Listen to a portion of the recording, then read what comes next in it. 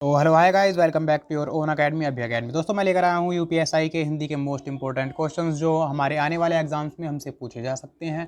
तो देख लेते हैं कौन कौन से क्वेश्चंस हैं हिंदी के सिलेबस से जो इम्पोर्टेंट हैं। तो पहला क्वेश्चन है हमारे पास कि निम्नलिखित में से हजारी प्रसाद द्विवेदी जी द्वारा रचित कौन सा निबंध है। ऑप्शंस हैं बुढ़ापा, उत्सव, कुटज या इनमें से कोई नहीं। तो ऑप्शन नंबर सी जो है यानी कि तीसरा दिख रहा है हमें, यही सही जवाब हो जाएगा, यानी कि कुटज। कुटज हजारी प्रसाद द्विवेदी जी द्वारा रचित निबंध है। ठीक है फ्रेंड्स, चलते हैं नेक्स्ट क्वेश्चन की तरफ। नेक्स्ट क्वेश्चन है, इसमें कह रहा है कि बात का धनी होना मुहावरे का अर्थ है। मुहावरा है बात का धनी होना, तो इसका अर्थ पूछ रहा है निस्वार्थ होना, वादे का पक्का होना, बात को मानने वाला होना या सच्चा होना।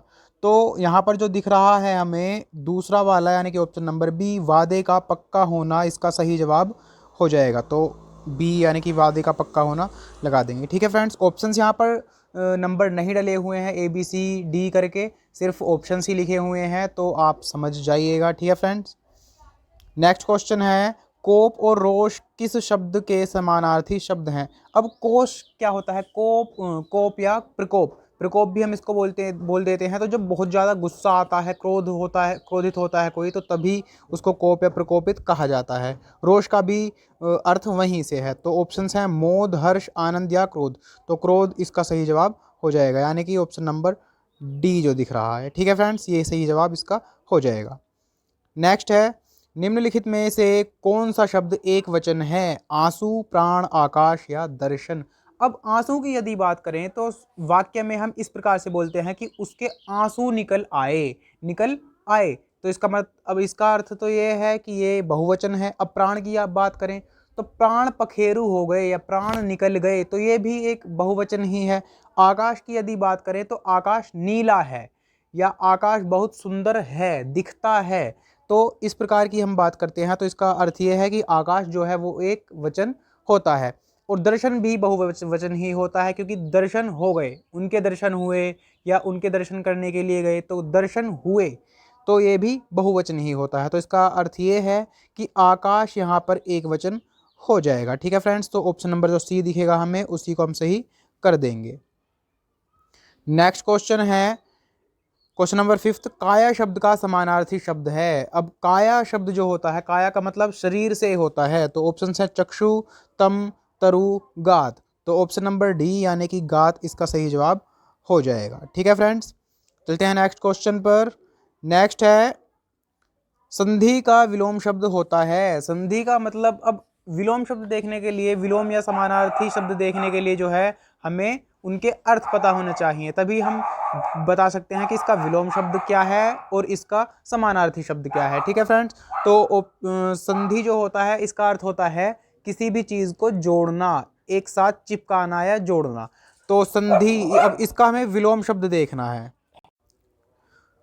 तो इसका विलोम शब्द ऑप्शंस हैं इसमें सरस, सुगम, विग्रह या सार्थक। तो संधि मतलब होता है जोड़ना, तो इसका जो उल्टा हो जाएगा वो हो जाएगा तोड़ना या अलग अलग करना, यानी कि विग्रह करना किसी का। तो इसका सही जवाब हो जाएगा ऑप्शन नंबर सी, यानी कि विग्रह। ठीक है फ्रेंड्स, तो विग्रह को लगा देंगे। नेक्स्ट क्वेश्चन है 7वां क्वेश्चन, योग्य व्यक्ति ही पहचाना जाता है। इस वाक्य, यहाँ पर वाक्य जो है वो थोड़ा गलत लिख गया है, वाक्य का वाक्या हो गया। तो वाक्य जो है आपको पता होगा कि इस प्रकार से लिखा जाएगा। ठीक है फ्रेंड्स, तो वाक्य, तो ये कह रहा है कि योग्य व्यक्ति ही पहचाना जाता है। इस वाक्य में योग्य शब्द है, योग्य शब्द बताना है कि ये क्या है। ऑप्शंस हैं परिमाणवाचक, संख्यावाचक या गुणवाचक या सार्वनामिक विशेषण। विशेषण की बात कर रहे हैं, परिमाणवाचक विशेषण या संख्यावाचक विशेषण या गुणवाचक या सार्वनामिक। तो योग्य जो होता है वो एक प्रकार का गुण होता है, किसी की योग्यता बताना तो गुण होता है। तो ये जो हो जाएगा ऑप्शन नंबर सी, यानी कि गुणवाचक विशेषण हो जाएगा। ठीक है फ्रेंड्स, तो सी को ही लगा देंगे। नेक्स्ट क्वेश्चन है, वर्तनी की दृष्टि से निम्न शब्दों में अशुद्ध शब्द छांटिए। वर्तनी यानी कि जिसको हम इंग्लिश में स्पेलिंग बोलते हैं, कि कौन कौन से अक्षर सही हैं इस शब्द में, कौन से नहीं है। तो हमें अशुद्ध बताना है इसमें। तो पहला शब्द है उपर्युक्त। उपर्युक्त तो भाई सही लिखा हुआ है, उपर्युक्त इसी प्रकार से लिखा जाता है, तो ठीक है। व्यंग, अब व्यंग जो होता है, व्यंग्य की भी बात यहाँ पर हो रही है। व्यंग्य, व्यंग्य कुछ इस प्रकार से लिखा जाता है, आधा व बनता है वैवक वाला, ये अंग, आधा ग और ये, इस प्रकार से हम व्यंग्य लिखते हैं। ठीक है फ्रेंड्स, तो इसमें जो सही जवाब हो जाएगा, यानी कि इस क्वेश्चन का जो अशुद्ध शब्द हो जाएगा वो व्यंग्य ही हो जाएगा, व्यंग लिखा हुआ है जिसका, जबकि पूजनीय भी सही है और महीना भी सही है। ठीक है फ्रेंड्स, तो ऑप्शन नंबर 20 का सही जवाब हो जाएगा। नेक्स्ट है क्वेश्चन नंबर 9, न्यूनतम विशेषण की कौन सी अवस्था है? तो विशेषण की अवस्था बतानी है, जिनमें मूलावस्था होती है, प्रथमावस्था होती है, उत्तरावस्था होती है और उत्तमावस्था होती है। इन चारों में से कौन सी अवस्था है न्यूनतम की? अब न्यूनतम का अर्थ होता है सबसे कम, सबसे कम जो होती है वो उत्तमावस्था विशेषण होता है, यानी कि सबसे अधिक कम या सबसे अच्छा, सबसे ज़्यादा बेकार, इस प्रकार की बात आती है। सबसे ज़्यादा या सबसे कम की बात करते हैं तो वो उत्तमावस्था हो जाती है विशेषण की। ठीक है फ्रेंड्स, तो यहाँ पर ऑप्शन नंबर डी इसका सही जवाब हो जाएगा। चलते हैं क्वेश्चन नंबर 10 की तरफ। इसमें कह रहा है कि संस्था शब्द का बहुवचन होता है, बहुवचन बताना है संस्था का। तो ऑप्शंस हैं संस्थापन, संस्थाओं, संस्थाएं या संस्थागत। तो ऑप्शन नंबर सी इसमें सही जवाब दिख रहा है, यानी कि संस्थाएं। तो ऑप्शन नंबर सी संस्थाएं को ही सही कर देंगे। ठीक है फ्रेंड्स, तो ये थे टॉप 10 क्वेश्चंस। अब इसके आगे जो है दोस्तों आपने भी पढ़े होंगे, जो भी हमारा यूपीएसआई का सिलेबस है, हिंदी के क्वेश्चंस पढ़े होंगे। तो 2 क्वेश्चंस मैं आपके पास लेकर आया हूँ, आपके सामने लेकर आया हूँ, जिनका जवाब आपको कमेंट बॉक्स में देना है। ठीक है फ्रेंड्स, तो लास्ट के 2 क्वेश्चंस देख लेते हैं जिनका जवाब आपको देना है।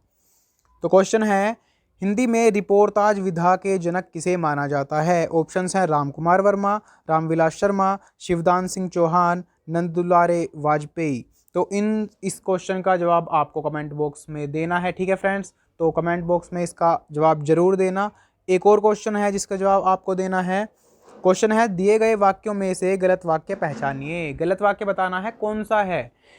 कुत्ता चिल्ला रहा है, नदियाँ गा रही हैं, घोड़ा हिनहिना रहा है, कोयल कूक रही है। दोस्तों इसमें जो ऑप्शन नंबर बी है इसमें एक मिस्टेक है, गया लिखा हुआ है,